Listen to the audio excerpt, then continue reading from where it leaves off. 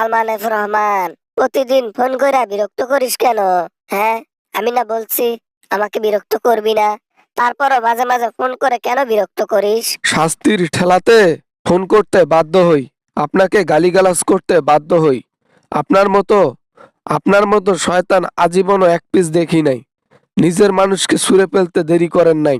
বিপদের সময় নিজ আর পর বলে কোনো কথা আছে? নিজে বাঁচলে বাপের নাম, পরেরটা পরে দেখা যাবে।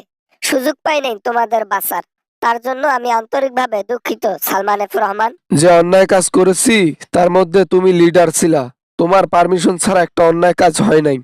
তোমার পারমিশন নিয়েই অন্যায় কাজ হয়েছে।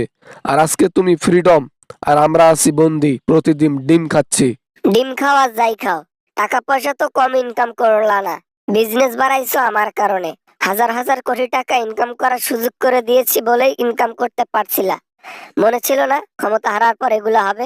একদিন জানতাম ক্ষমতা হারার পর আমাদের খুব জঘন্য অবস্থা হবে, কিন্তু তার মানে কি এই যে আপনি আমাদের ধোকা দেবেন? এটা তো কখনো ভাবি নাই। অ্যাটলিস্ট আমাদের 2 দিন আগেই জানাইতে পারতেন। দেশ থেকে ভেগেছি, তাও আবার আধা ঘন্টা আগে। আমার মনোবল ওইটা ছিল না। আমি কখনো পালাইতে চাই নাই। আমি দেশের মানুষকে উপরে পাঠাই দিয়ে নিজে দরকার হলে একলা দেশের মধ্যে শাসন করতাম, তারপরেও না।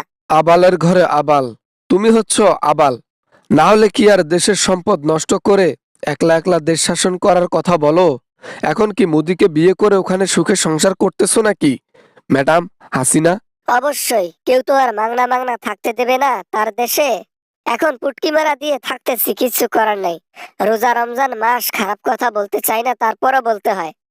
এক রাতও এমনিতে ঘুমায় না। খুব ভালো হয়েছে। আমাদের পেছন দিয়ে ডিম যাচ্ছে আর আপনার পেছন দিয়ে, না মানে আমি বুঝাইতে চাচ্ছিলাম আর কি, যেটা আশা করি আপনি বুঝতে পেরেছেন। একই অবস্থা, তবে আমাদেরটা সাইজ ছোট, আপনারটা বড়। হ্যাঁ বা না মানে, হ্যাঁ ওই আর কি। আমার পিছনেও যাচ্ছে, তবে তোমার একটু কষ্ট বেশি হচ্ছে। আমি ইচ্ছাকৃত ভাবে দিচ্ছি তাই আমার একটু কষ্ট কম হচ্ছে, এই আর কি। না হলে কিন্তু আমিও একদিকে অনেক শাস্তি উপভোগ করছি। এর চাইতে ভয়াবহ শাস্তি আপনার জন্য অপেক্ষা করতেছে ম্যাডাম হাসিনা। আপনি যখন মোদির কাছে আছেন, এখন ভালো আছেন, একটা সময় মোদি আপনার মতো ক্ষমতা হারাবে, তখন কই যাবেন বলেন তো দেখি? এটা নিয়ে টেনশন করি না। কেননা বাংলাদেশ থেকে যতগুলো মাল দিয়েছি চুরি করে, এই মালের দায়ে, এই মালের সবকিছুর জন্য কয়েকটা যুগ চলে যাবে, কয়েকটা সরকার পাল্টাবে, তাও ইন্ডিয়া আমাকে ছাড়বে না। আমি তাদের যে প্রতিদান দিয়েছি, আমি তাদেরকে মাংনা মাংনা যে জিনিসগুলো দিয়েছি, তার প্রতিদান হিসেবে সারা জীবন ইন্ডিয়াতে রাখবে। আপনি মনে হয় ভুলে গেছেন আপনি গণহত্যাকারী। গণহত্যা করে দেশ থেকে পালিয়ে গিয়েছেন।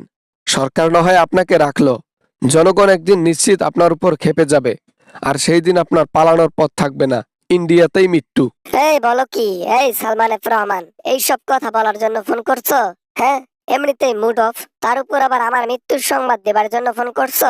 কিভাবে মরবো আমি, এইগুলা তোমাকে বলতে হবে না, তুমি ফোন রাখো। কথা, আমার কথা আজকে বাসি হচ্ছে, তবে একদিন এই কথাটা ফুলে যাবে। কোনো সমস্যা নাই। অভিশাপ আছে, জনগণের অভিশাপ আছে, আপনার কাছের লোকের অভিশাপ আছে। এই অভিশাপগুলো কই রাখবেন? হ্যাঁ, কই রাখবেন? আমি 5 ওয়াক্ত নামাজ পড়ি, আল্লাহ তাআলার কাছে সবসময় দোয়া করি আমি যাতে না মারা যাই, আমি যাতে বাংলাদেশে গিয়ে আবার সরকার হতে পারি। আমার পাশে আল্লাহ আছে, আর কিছু লাগবে না। নমরুদ কাফেরের পেছনে শয়তান থাকে, আল্লাহ থাকে না। আপনি যত ইবাদত করেন না কেন, আপনার ইবাদত আল্লাহ তাআলা কখনো কবুল করবে না, আমাদেরও করবে না। যে জঘন্য কাজ করেছি কখনো ইবাদত কবুল হবে না। হ্যালো বন্ধুরা, আশা করি ভিডিওটা ভালো লেগেছে and অনেক এনজয় করেছেন।